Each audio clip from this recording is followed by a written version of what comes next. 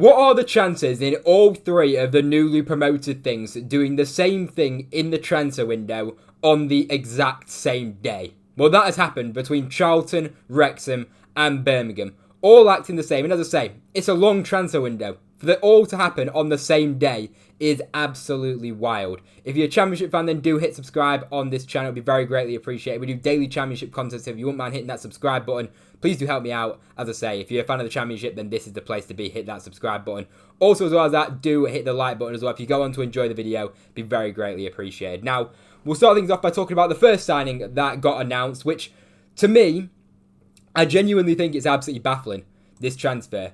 And it's Danny Ward going to Wrexham from Leicester City, who got released by Leicester City, and now he's signed for Wrexham. Now, as I say, I think it's a very interesting signing with Danny Ward, because the question is, will he actually be Wrexham's starting keeper? Now, his career started out at Wrexham. Right at the start of his career, he was playing for Wrexham, and then he left, and then he's been to Liverpool since then, and he's basically been a backup keeper his whole career. You'll see a screenshot of his kind of career path. And throughout his whole career, he's really been a backup keeper. The only places he wasn't a backup keeper was Aberdeen, and as well as that, he wasn't backup at Huddersfield as well when they got promoted that season. That was the last good season that Danny Ward's had. It was in 2016-2017. That's how long we're talking since Danny Ward's actually been considered as a decent keeper. Leicester spent £12.5 million on this guy, with the wages included that he earned over them years, over that 7-year period he was at Leicester.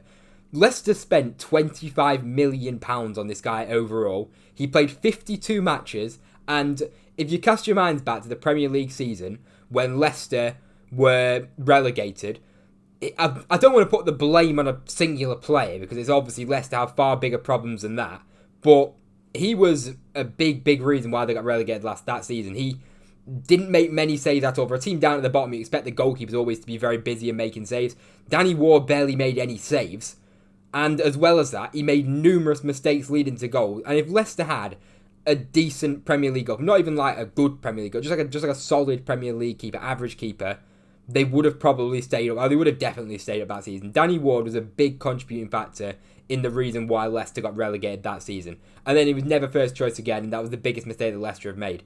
So realistically there, you're looking at a goalkeeper that has been a backup keeper his whole career, and now he's signed for Wrexham, where Wrexham actually have a decent keeper already in Okonkwo, who has been good for the last 2 seasons at Wrexham, and I just don't really see him getting replaced by Danny Ward. He's 32 years old, and as I say, he's played as a backup keeper his whole career, but then you think about it, Danny Ward's got to be on a decent wage. He was on I think it was maybe 40,000 a week at Leicester. It might have been 20,000, but anyway, whatever he was on anyway, he was on a lot of money at Leicester, a ridiculous amount of money. And you imagine you won't be on he'll be on a decent contract at Wrexham, you'd imagine. He signed for a few years, and we'll see. If he's a backup keeper, I just don't see the point in him signing. And if he's a first choice keeper, I don't see the point in him signing, because I don't rate him as a goalkeeper at all. As I say, he makes numerous errors. And then as a backup keeper, it's what's the point? What's the point in Wrexham having him as a goalkeeper and paying probably extortionate wages for a second choice goalkeeper? You'd rather maybe sign a young keeper that can develop. I guess he's an experienced goalkeeper, but as I say, he's just not been very good for numerous years now, for basically his whole career. So Callum Burton's going to drop to probably third choice most likely now. Danny Ward should be second choice with Okonkwo as number 1 choice. We'll have to wait and see. Maybe Danny Ward comes in as number 1, but I just don't see it happening, to be honest. But it was an interesting transfer. As I say, that's the first goalkeeper transfer that a newly promoted club made. And for me, I don't think it makes any sense for Wrexham to make this transfer. I don't rate it at all. I don't rate Danny Ward. So I just don't rate that kind of business from Wrexham, to be honest. And I think if that's the way that they're going, they've signed Ryan Hardy so far in the transfer window as well, which I think is a very good sign. I think he's a decent Championship striker. Not like top tier or anything like that, but he's a decent striker. Good striker for a newly promoted side. And now they're signing Danny Ward. It's not screaming like Wrexham are going to go for promotion again right now, but we'll have to see who else they sign, because they're also looking at maybe Lewis O'Brien who they're bringing in, which is definitely a lot more of a statement sign than what they've made so far. But let me know. I don't rate that transfer for Danny Ward going to Wrexham, but let me know what you think. And then to make it a second transfer for a newly promoted side in another goalkeeper, as I say, everybody signing goalkeepers, we've then got Birmingham City, who decided to sign James Beadle. Obviously on loan at Sheffield Wednesday in the previous few seasons. He was also on loan at Oxford as well. He's had numerous loan spells across the EFL. He had a successful loan spell at Sheffield Wednesday. His first season when he came in January, he was actually very decent. With Danny Raw in charge, he was really part of that revival at Sheffield Wednesday. And he was a very, very good keeper and really looked like he has a lot of potential. And he still does have a lot of potential, by the way. He's only 20 years old. He's still got a lot to improve on. Obviously, just played for England in the under-21s Euros, and he did okay. He wasn't unbelievable. He made like kind of a couple of questionable kind of mistakes leading to goals in them games where I definitely feel like he could have done better. And at Sheffield Wednesday, there was multiple occasions. The one that sticks out is the game against Coventry where, he made a big mistake. And overall, his performances just weren't at the level at all. And you can also I'll put some screenshots up on screen as well. When you look at his overall numbers in the Championship and like how it is just to literally back it up with the stats.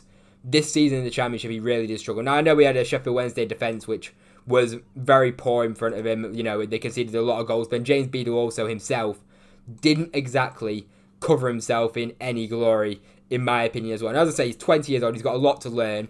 But that goalkeeping performance that season, or last season, was not good in the slightest. His goals conceded per 90 was the highest in the division. And as well as that, in terms of goals prevented, he was right down at the bottom of the league in the Championship as well in terms of goalkeepers with minus 3.9. So that means he's underperforming in terms of the saves that he's making to the goals going into the back of the net. Save percentage as well. He is also dead last in terms of save percentage by a hefty distance as well.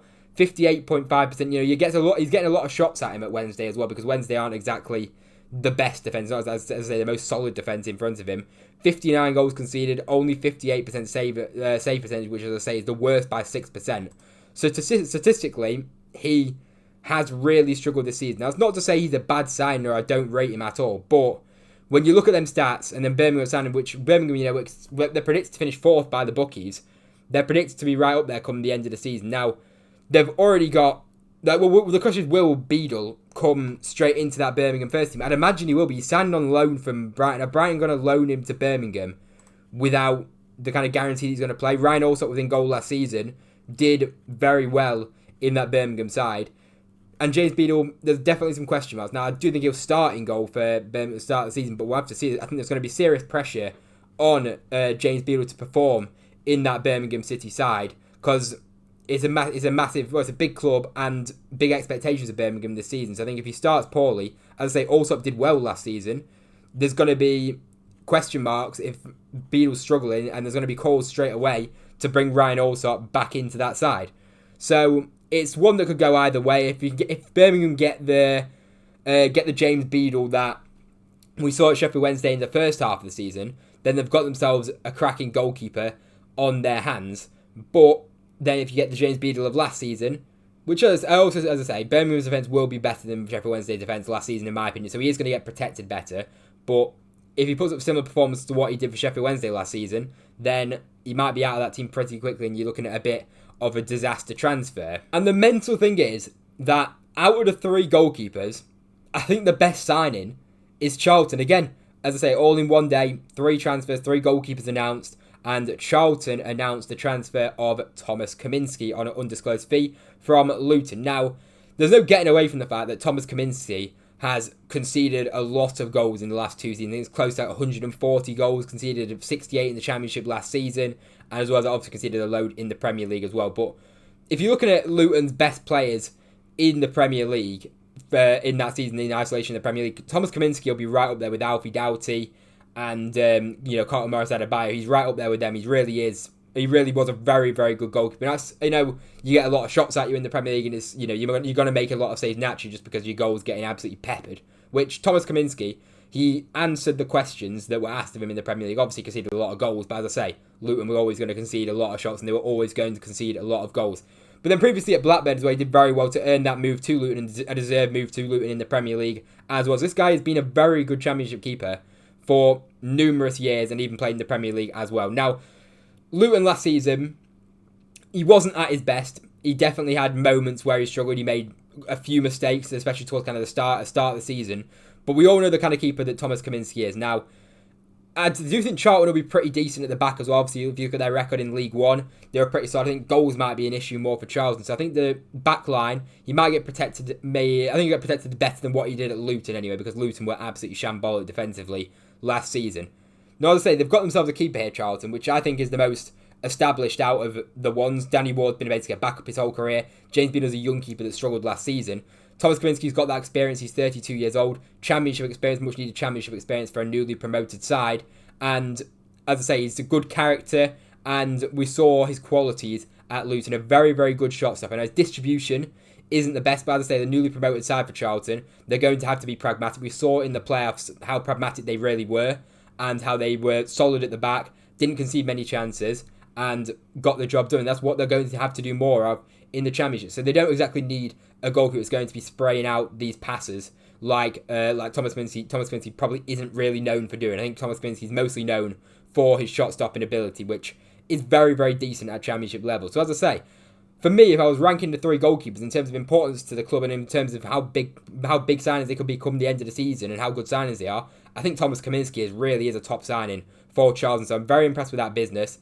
Danny Ward, I think, is an absolute disaster. I don't see the point in that because I don't even think he'll be starting there. So I don't really see the point on the kind of wages that he's on. And then James Beadle, it's a 50-50 one. It's up in the air, but I don't really rate James Beadle too highly based off last season, based off what I watched of him in the Euros as well. Obviously got potential. You can't shoot him down too much. He's only 20 years old, but I think he's under a lot of pressure in that Birmingham side. If he starts poorly, he could be out of the team very quickly. Then people are questioning why they even made that transfer move in the first place. So let me know what you think of those 3 goals. Because as I say, what is the chances in getting 3 goalkeepers signed for the newly promoted team in one day? Absolutely wild.